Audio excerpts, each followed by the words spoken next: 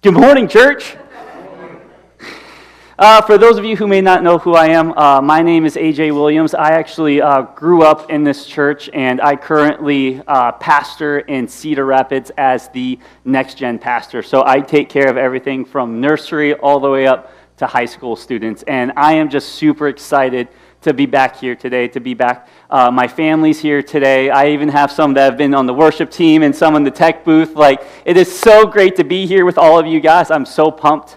It's just been an awesome blessing. But yeah, let's go ahead and get started, shall we? Oh, come on. First service was better than that. Are you guys ready? Yeah. All right, cool. I'm a next-gen pastor. I have to. You just got to get them awake, right? So, today's message, it's titled, Everybody Talks, right? Everybody Talks. Today we are going to be focusing on the story of David and Goliath. Now, if you've been to Sunday school once, right? If you've ever been in a Sunday kids church service, you know that you've probably heard the story of David and Goliath, right? And so today what we're going to be focusing on is not just the battle itself, but the events leading up to the battle, of why they are just as important as the battle itself. And so I'm going to go ahead and just kick it off by just reading what we're going to be going through today, and then we'll break it down. So our first verse here today, it says, "Meanwhile, the Philistines with his shield bearer in front of him kept coming closer to David." Now, it has been a really, really mean while. Why do I say that? Because Goliath was taunting these soldiers for 40 days and 40 nights. He has been yelling at them. He has been taunting them to the point where they are stuck. And that's the point that we are going to be working on today, is where in your life do you feel stuck in fear? Where in your life do you feel like you can't reach something because there's a Goliath talking to you in the back of your head? We are going to be focusing on that today. And so in verses 42 on through, it says, "He looked David over and saw that he was little more than a boy, glowing with health and handsome, and he despised him." Now, this is fun because Goliath, he had to admit, even in the text, man, David's handsome. Yeah, he's good looking. Maybe not as good looking as me, but I'm not going to go there. Anyway, he said to David, "Am I a dog that you come at me with sticks?" And the Philistine cursed David by his gods. He said, "Come here, and I'll give your flesh to the birds and the wild animals." David said to the Philistine, "You come against me with sword and spear and javelin, but I come against you in the name of the Lord Almighty, the God of the armies of Israel, with whom you have defied. This is the day the Lord will deliver you into my hands, and I'll strike you down and cut off your head. The very day I will give the carcasses of the Philistine army to the birds with the animals, and the whole world will know that there is a God in Israel. All those gathered here will know that this is not by sword or spear, but that the Lord saves, and for the battle is the Lord's, and he will give all of you into our hands." Can you guys repeat after me and say, "Everybody talks"? Everybody talks. All right. So, because of that, I already talked to Pastor Lisa Machin beforehand, and she said it was okay that me, as the guest speaker, brings another guest speaker here. Now, I didn't want them to distract you by sitting up there, so I had him sitting in the back, and so this person I would consider as the most influential person that you would probably have in today's world. So, can you guys just quickly give me a quick round of applause while I grab him? All right. You see him? Oh, I almost destroyed the worship stage. That's okay. Do you see him? It's you! You are a powerful communicator. Why do I say that? Because who talks to you more than yourself?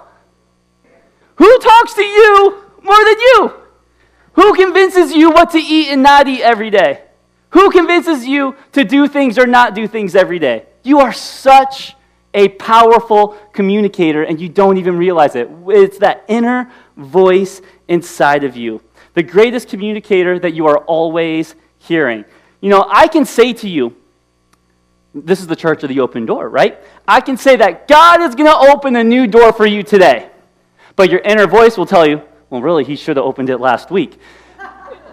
I could say that God is going to use your suffering as a testimony. And your inner voice is going to tell you, well, you shouldn't have put yourself there in the first place. Your inner voice can be so influential, and you may not even realize it. That inner narrative will navigate the path to your life.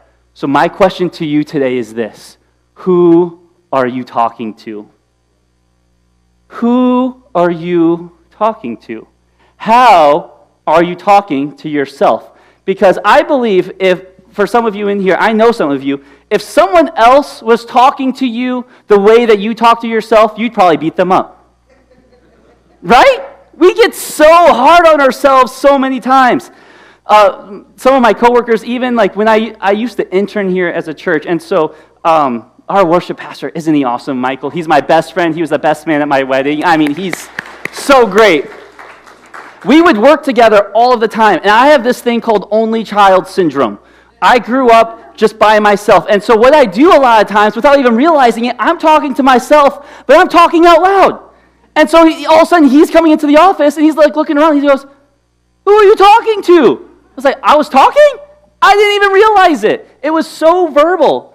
But the reason why I'm talking about this today, the reason why I chose the story of David, the reason why I'm kind of leading up to the story of David is because life is just not about the external confrontations that we have. It's also the internal conversations that dictate our day-to-day lives. I mean, if you look at the story of David and Goliath, you see the external fight, and we think that that's the whole story. And really, if you think about that story, it can be summed up in 4 stanzas. David hit him with a rock. He fell down on his head and he was dead. He cut off his head. Hooray. Right? That's all the story of David is when we think about it in the big picture. But why is it that in 1 Samuel chapter 17, it's not just those 4 stanzas, it's 58 verses?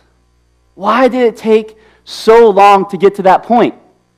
Because there was a lot of talking. There was conversations that led to where David had to be positioned for the place that God had called him to be. And so that's what we're going to look at today, is what were those 5 conversations, and what was the heart behind those conversations that put him in that position. And maybe, just maybe, we can apply these in our lives in some way, shape, or form. Can I get an amen? Amen. All right, you're still awake. I appreciate it.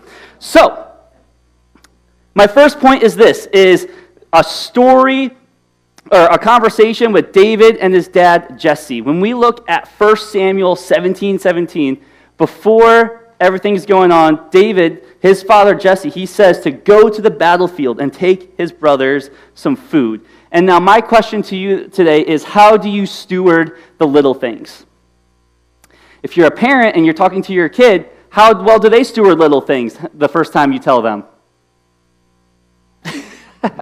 Right? And so David, he often, he was obedient to it. He chose to take it. I call this one the second mile service at Chick-fil-A. He said it was going to be my pleasure to go serve this food. Especially what happened in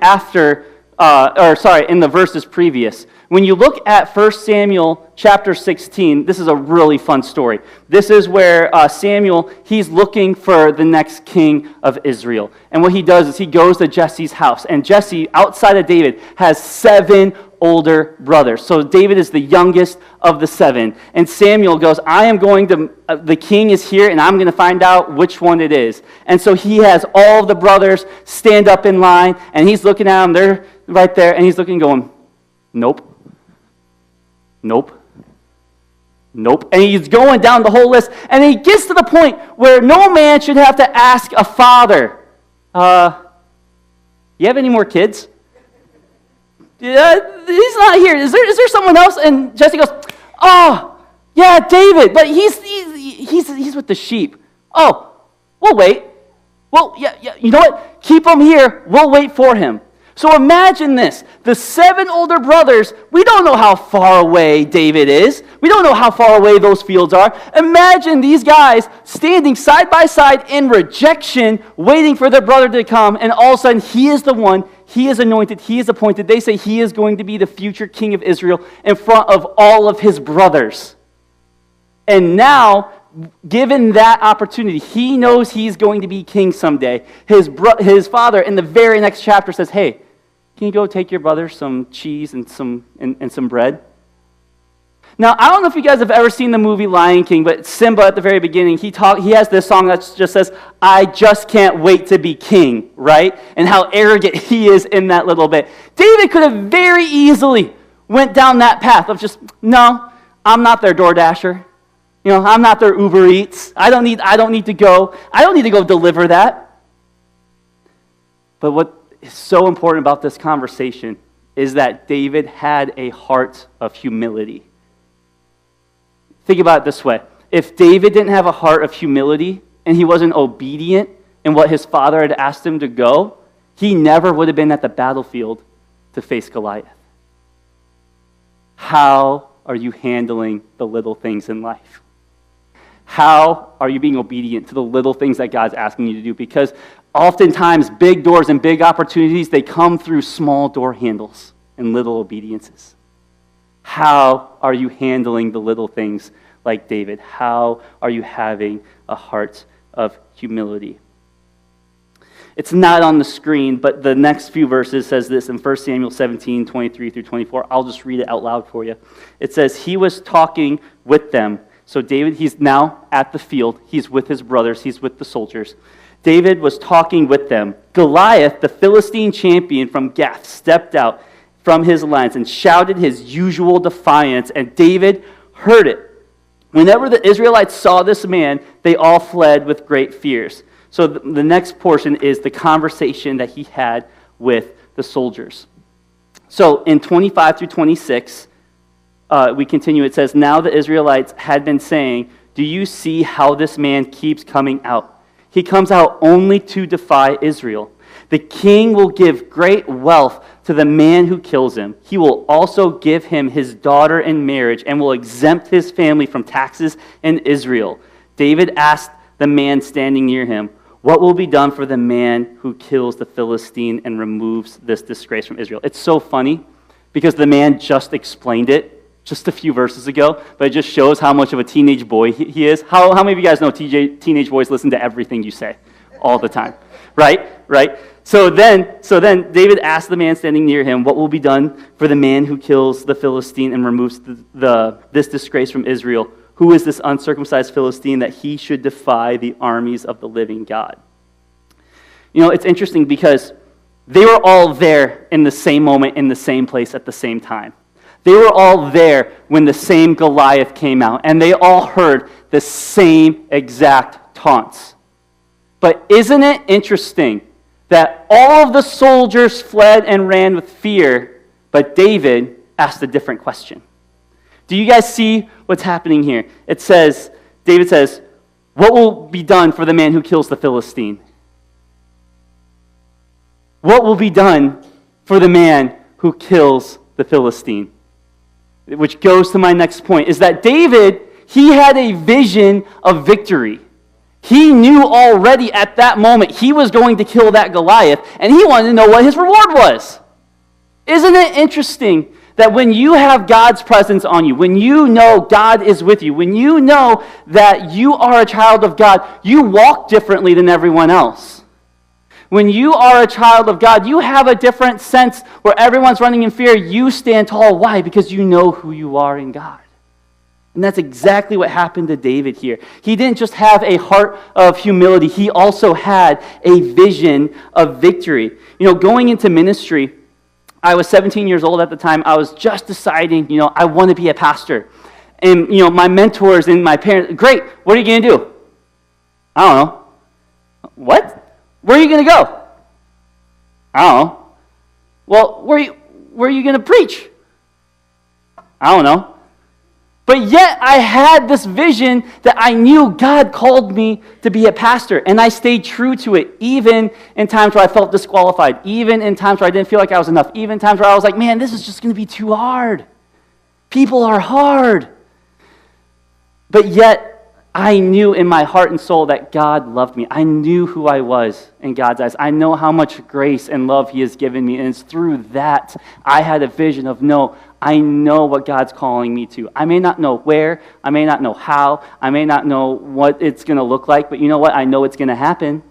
Why? Because I had a vision of victory. One of the other examples I have for you is being in ministry. It is really hard to define what is success, especially in children's ministry. So a lot of times what I do to encourage my leaders to give them their own visions of victory is I kind of give them things to look for. Because I don't know if any of you guys have ever been in Sunday school classrooms or in youth groups, small groups. It's like World War II in there sometimes. My leaders will come out and their eyes are bulging and it looks like they have PTSD of what just happened. Like, parents, go pick up your kids right away because some of these teachers, they need that break. So, if a teacher is constantly feeling that way, how are they going to know the importance of their position, right? Because it is so important to have those role models in their life. So what I do is I give them practical things, like what are some of the small victories that you see? You know, yeah, maybe this kid dumped all of his water down another kid's back, but you know what? He also prayed at the end of service. Oh, yeah, maybe that kid didn't choose to worship this week and do all the dance motions, but he read the Bible today. Even though success may not be the way that we think, through the eyes of God, there are amazing things happening, and we just have to see it. We have to have that vision of victory. So then that goes to my next conversation, the third one here. This is awesome because it's a conversation between David and his brother Eliab. And Eliab was the oldest of the 7 brothers. Now, he is the guy that when Samuel came to pick out the next king, if you were just looking, you'd have been like, that guy. He was the tall, good-looking, strong, older brother. He is the reason for the verse 1 Samuel 16, verse 7, which says, man looks at the outward appearance, but God looks at the heart. So with that in mind, as we continue in this story in 1 Samuel 17, verses 28 through 29, it says this. When Eliab, David's oldest brother, heard him speaking with the men, he burned with anger and asked him, "Why have you come down here?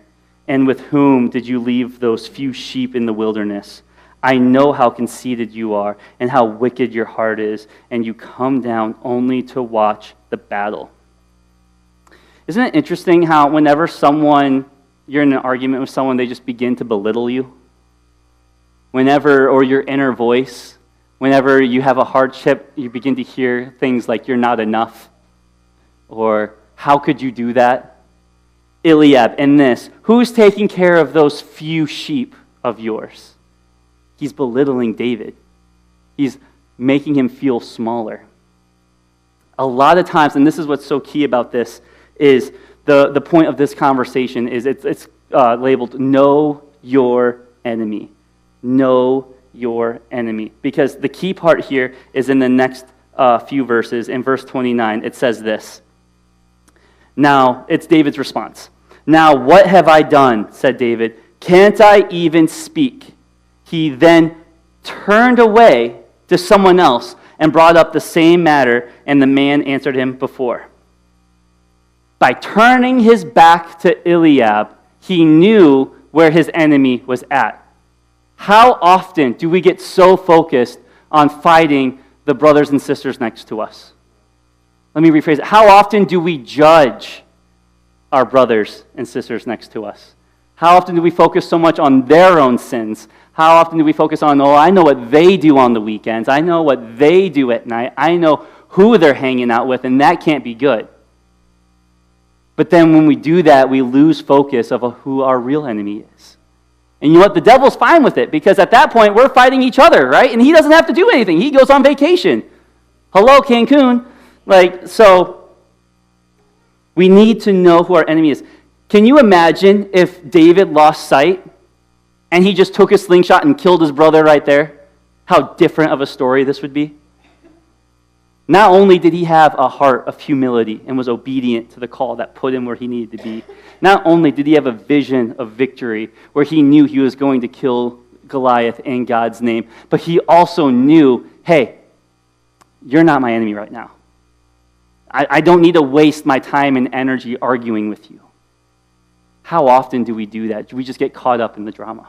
We get caught up in the argument. We get caught up bickering with one another when all of a sudden we lose sight of who the real enemy is, and it's those giants that keep us stuck in our lives.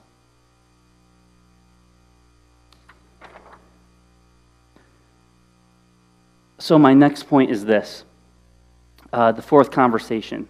So David, he went from talking to these other people to now he's being addressed by King Saul. It says this in 32 through 38. David said to Saul, "Let no one lose heart on account of the Philistine. Your servant will go and fight him." Saul replied, "You are not able to go out against the Philistine and fight him. You are only a young man, and he has been a warrior from his youth."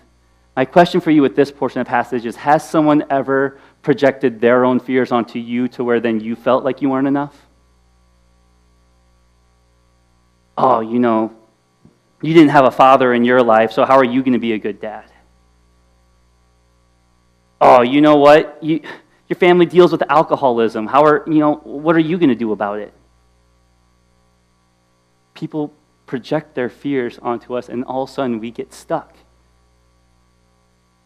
If that's for you today, then let's pay attention to this next verse. A few verses. But David said to Saul, "Your servant has been keeping his father's sheep. When a lion or a bear came and carried off a sheep from the flock, I went after it, struck it, and rescued the sheep from its mouth. When it turned on me, I seized it by the hair and struck it and killed it. Your servant has killed both the lion and the bear. This uncircumcised Philistine will be like one of them because he has defied the armies of the living God. The Lord who rescued me from the paw of the lion and the paw of the bear will rescue me from the hand of the Philistine." Did you know that God has gotten you to where you're at today?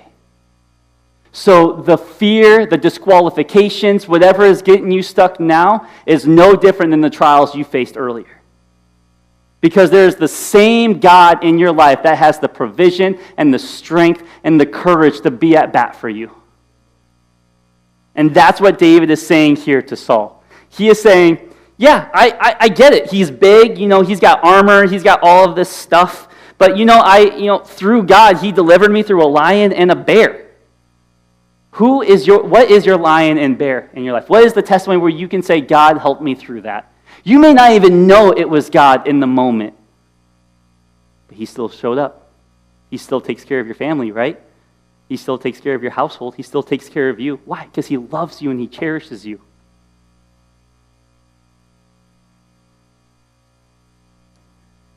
So, the best part about this is the last portion in verse 38. Saul replied to David, "Go, and the Lord be with you." Like, all right, I believe you. Go for it. It's off my hands. Go for it. If you want to die, go die.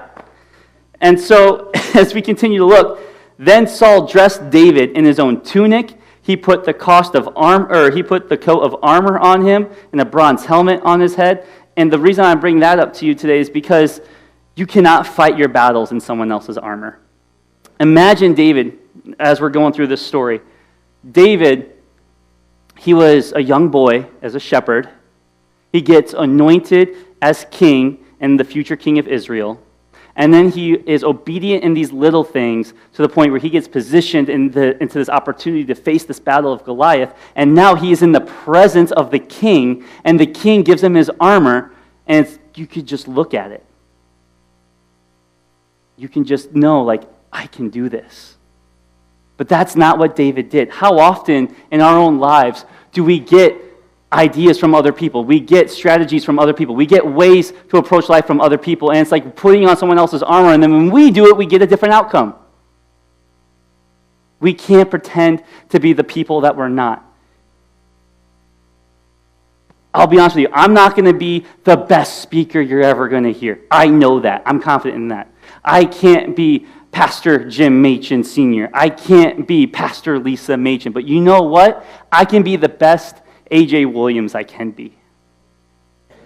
Because that is my weapon. That is how I approach life. So Samuel in 39 through 40, he says, "So he took them off. He took his staff in his hand, and he chose 5 smooth stones from the stream, and he put them in the pouch of his shepherd's bag, and with his sling in his hand, he approached the Philistines. You need to know what your weapon is.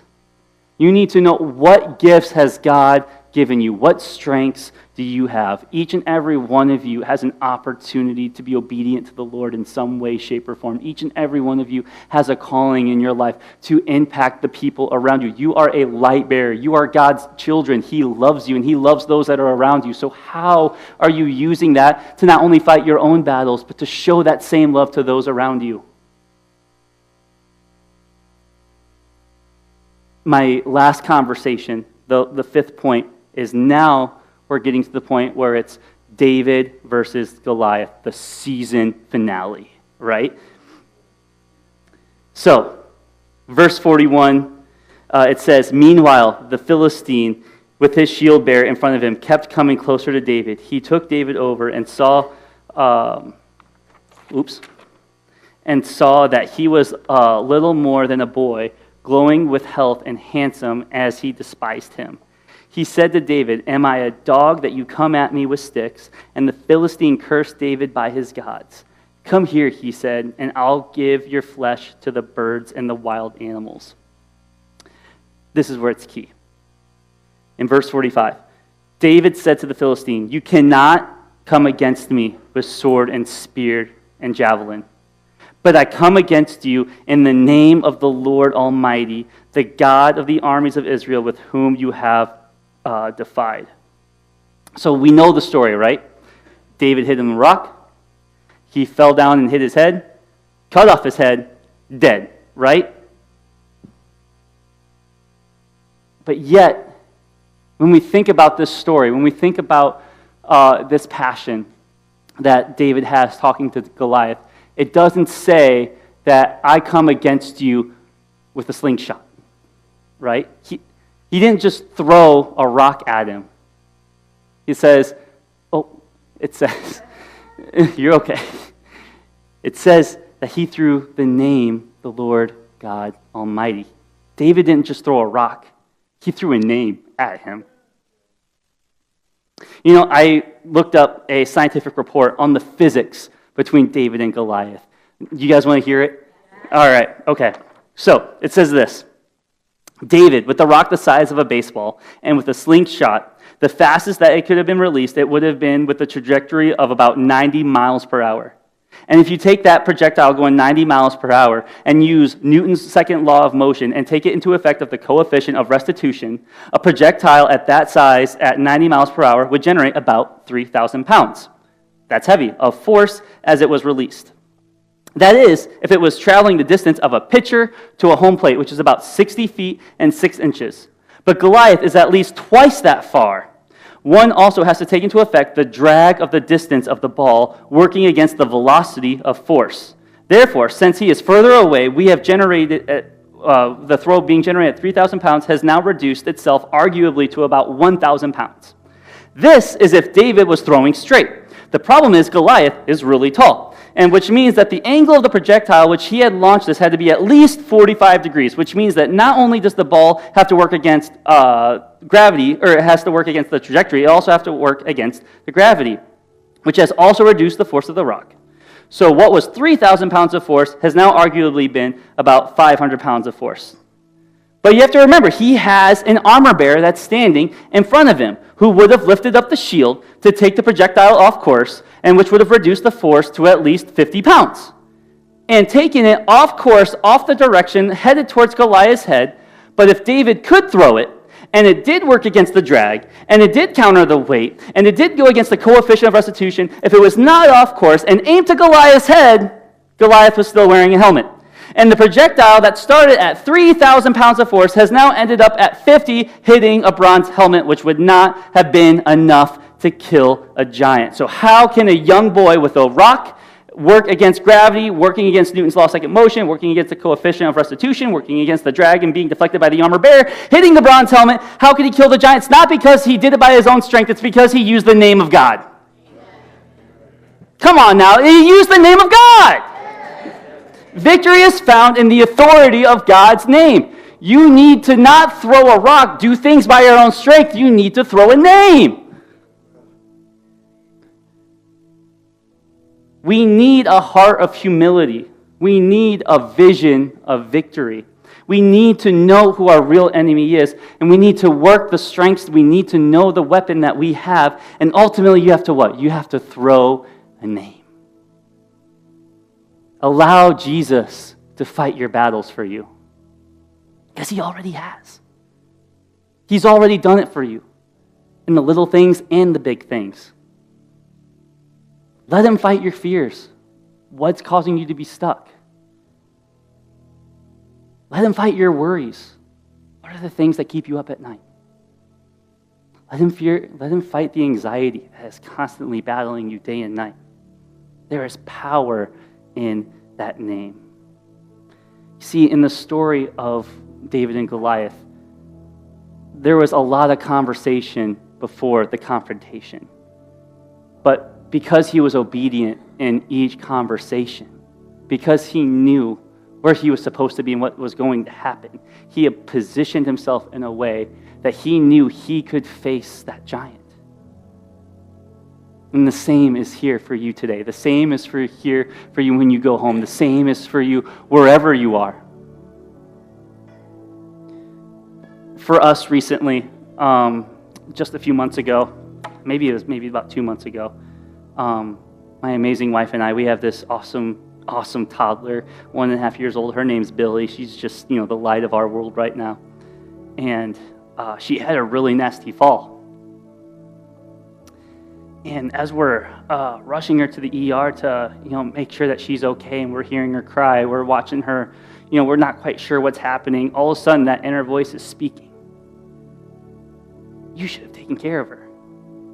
You should have been there to stop it. You're not enough to be a dad. And I had to battle that Goliath the whole night, and days after, constantly praying to God. But you know what came out of it?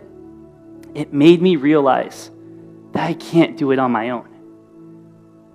That, thank God, I don't have to do it on my own. Taylor and I don't have to do it on our own. We have a God that loves her way more than we do. There is a God that is protecting her every bit more than we ever could. And there was a testimony out of that battle. I knew that she was in God's hands. She ended up being okay, no fracture, just a slight dislocation on her elbow, but it was really scary for us because that was our first ever injury. And I just want to come at you today with this of saying victory, it's not by our ability. It's not about how hard we try. It's not about how late you stay up at night trying to get things right or how far you go for someone else. It's not by our ability. It's by God's authority. David understood that. David lived that. And that's why we went through it here today. And so, I don't know what you guys are going on in your life. I don't know what you're struggling with or what your giants are. But I just want to speak to you today that if you throw that name, no matter where you're at, he will show up. Because I know in my heart, 100% fact that he loves you and will do anything for you. Because he does the same for me. And so I'm going to go ahead and end us in prayer. But if that is you, I pray that I have questions at the very end. I take these home, reflect on them, allow yourself to process this. Don't let this just be a Sunday morning feel-good message, roller coaster high, and then you're back to your Giants on Monday. Allow yourself to expand on this as you go home. I'm going to go ahead and pray. Father, I thank you that I'm not defined by my past or my ability or the size of the giants I face. I am defined by the life of Christ within me.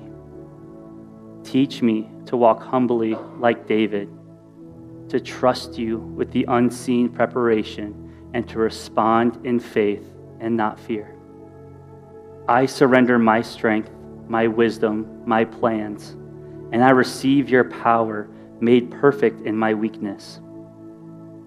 Help me today to obey in the small things, to speak boldly when others are silent, and to stand firm in the authority of your name. Let every battle I face become a stage where your glory is revealed. It's not about me, but Christ who lives in me. I rest in that truth today. In Jesus' name, amen.